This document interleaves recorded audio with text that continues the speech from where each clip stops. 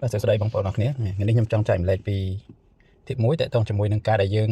ចង់បើក Wireless ADB ដើម្បីយើងធ្វើការបញ្ចូល app ឬក៏ក្នុងករណី LAN របស់យើងអត់ទាន់ unlock អញ្ចឹងណា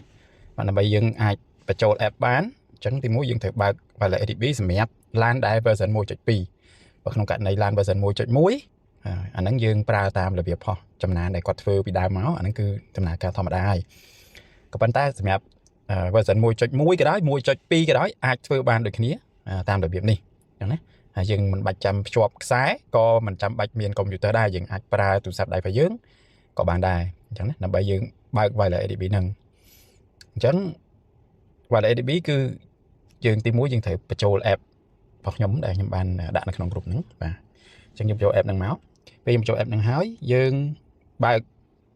app ក៏បានឬក៏យើងបើក Bluetooth មកតោះខ្ញុំបើក Bluetooth ពេលយើងបើក Bluetooth យើងនឹងឃើញមានប៊ូតុងមួយនៅគៀនខាងនេះដាក់ថា set ណាដាក់ថា set អញ្ចឹងពេលដែលយើងចុច set ហ្នឹងមកហើយយើងអស់ទៅលើបំផុតយើងយកពាក្យថា make device discoverable អញ្ចឹងណាអញ្ចឹងយើងចុចនៅលើពាក្យហ្នឹងយក discoverable ហ្នឹងយើង allow ដើម្បីឲ្យ app របស់យើងហ្នឹងបើក Bluetooth រយៈពេល2នាទីអញ្ចឹងបន្ទាប់ពីយើងបើក Bluetooth ហើយយើងទៅមើលនៅលើ LAN ដើម្បី connect មកអញ្ចឹងណា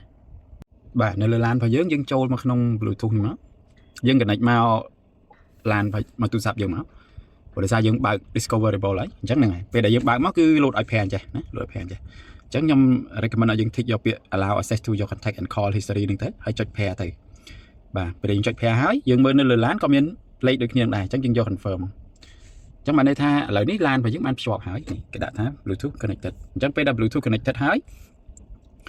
យើងចូលមកកន្លែង Bluetooth នេះដើម្បីបញ្ជាក់ម្ដងទៀតបាទយើងឃើញថា connect ហើយណាបាទអញ្ចឹងយើងត្រឡប់ទៅ app យើងវិញយើងចុចពាក្យថា set ពេលចុចពាក្យថា set ហើយយើងរងចាំដល់ពាក្យដាក់ថា service ready យើងចុច set នឹងម្ដងទៀតហើយយើងអស់ទៅខាងមើលពាក្យឈ្មោះ LAN របស់យើងនេះឈ្មោះ LAN របស់យើង LAN របស់ខ្ញុំដាក់ឈ្មោះ Jason Jamie អញ្ចឹងចុចនៅលើនឹងមកពេលយើងចុចហើយឃើញប៊ូតុងនេះឡើងពណ៌បៃតងហ្នឹងហើយមានពាក្យថា connect អញ្ចឹង connected ដែរអញ្ចឹងពេលដែល connected ហើយយើងចុចនៅលើពាក្យ set ហ្នឹងទៅពេលដែលយើងចុចលើពាក្យ set ហ្នឹងយើងនឹងឃើញនឹងពាក្យថា open setting អញ្ចឹងនៅលើ LAN នឹងចេញបែបនេះបាទ LAN ចេញបែបនេះឬក៏ចេញពាក្យថា setting មាន2នៅកន្លែងហ្នឹងណាហើយ setting នេះគឺពណ៌ខៀវដិតហើយបើសិនជាចេញនៅខាងក្រោមគឺពណ៌ខៀវស្រាលប៉ុ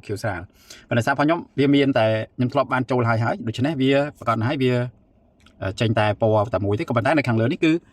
យើងអាចមើលឃើញគឺពណ៌ខៀវរាងស្រាលជាងបាទអញ្ចឹងខ្ញុំយកពាក្យថា just one ពេលហ្នឹងយើងឃើញមានដល់ menu ធម្មតារបស់យើងដែលយើងអាចចូលមកក្នុង setting developer ហើយយើងអាចបើករកមើល wireless debugging បានហើយនេះwireless debugging ទីនេះគឺជា step ដែលយើងត្រូវធ្វើដើម្បីឲ្យយើងអាចចូលទៅបើក wireless debugging បានចំពោះ LAN ដែលមិនអាចបើកបានបាទអញ្ចឹងគឺយើងប្រើ app ជំនួយបានអាចទៅរួចបាទអរគុណ